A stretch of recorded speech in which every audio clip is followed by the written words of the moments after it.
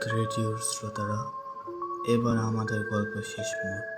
গতবারে আমরা দেখেছি অ্যাম্বুলেন্সের স্ট্রাকচার ফাঁকা, কাফন বাতাসে উঠছে আর বাসঝাড় থেকে ভেসে আসছে সেই ভয়ালো হাসি।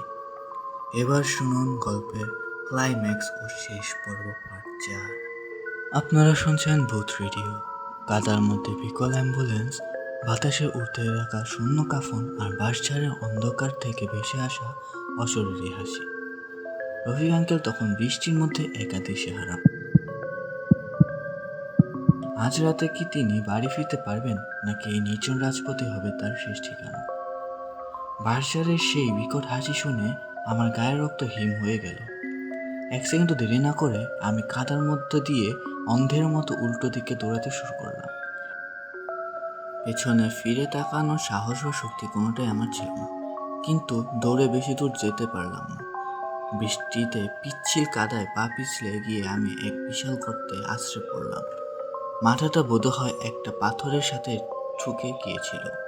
চোখের সামনে অন্ধকার নেমে আসতে শুরু করলো, আর ঠিক জ্ঞান হারানোর শেষ মুহূর্তে আমি দেখলাম বাসঝাড়ের ভেতর থেকে দুটো ছায়া মূর্তি ধীরে ধীরে আমার দিকে হেঁটে আসছে। চোখ মেলে যখন তাকালাম, দেখি চারপাশ ফর্সা হয়ে গেছে।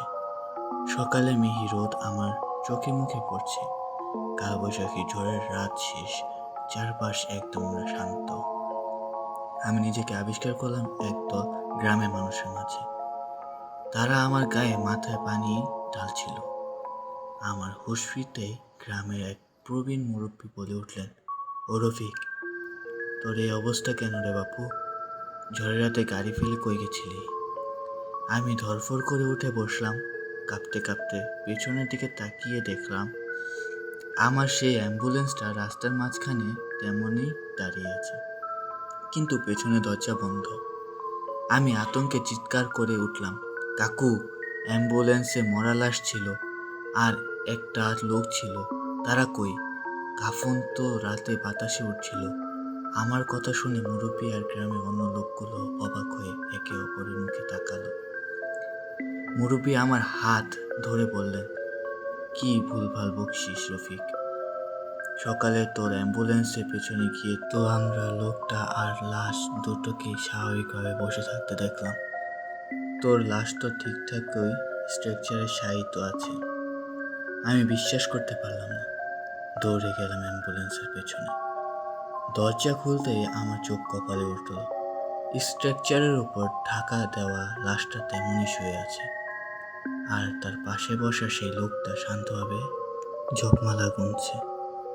আমি লোকটার কাছে গিয়ে প্রায় চিৎকার করে উঠলাম, গতকাল রাতে আপনি কই ছিলেন? আর ওই মিষ্টি গন্ধ, ওই আওয়াজ, স্ট্রাকচার তো খালি আছিল। লোকটা আমার দিকে ধীরে স্থির চোখে তাকালেন। তার চোখে কোনো ভয় নেই, বরং এক অদ্ভুত প্রশান্তি। সে হালকা হেসে নরম গলায় বলল, রফিক ভাই, আপনি ঝড়ের রাতে খুব ভয় পেয়ে গিয়েছিলেন। কালবৈশাখীর রাতে এই রাস্তায় যাদের শেষ যাত্রা হয়, তাদের আত্মা কখনো কখনো পথ ভুলে করে ফেলে। তবে চিন্তা করবেন না, এখন সব শান্ত। আমাদের গন্তব্য এসে গেছে, আমাকে নামিয়ে দিন। কথাটা বলে লোকটা কাফনে ঢাকার লাশটা নিয়ে নামার জন্য তৈরি হলো। আমি স্তব্ধ হয়ে দাঁড়িয়ে রইলাম। আমি আজও জানি না সেই কালবৈশাখী রাতে গাড়ির ভেতরে মিষ্টি গন্ধ, পেছনে ধরাস করে পড়ে যাওয়ার শব্দ আর বাসঝাড়ে বিকট হাসিটা আসল কার ছিল। সেটা কি রফিক আঙ্কেলের ভয়ের বিভ্রান্ত ছিল, নাকি সত্যি ওই লাশের সাথে অন্য কোনো অশরীরী আত্মা সিলেটে সফর করছিল? রহস্যের কি সত্যি উত্তর পাওয়া যায়, নাকি কিছু রহস্য আজীবন অজানাই থেকে যায়? কেমন লাগলো কালবৈশাখী রাতে লাশ কাটা অ্যাম্বুলেন্স সিরিজের 4 নম্বর পর্ব?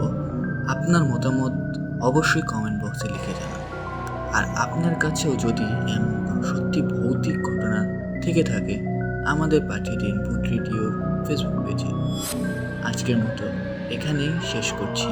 শুভরাত্রি, সাবধানে থাকবেন, আল্লাহ হাফেজ।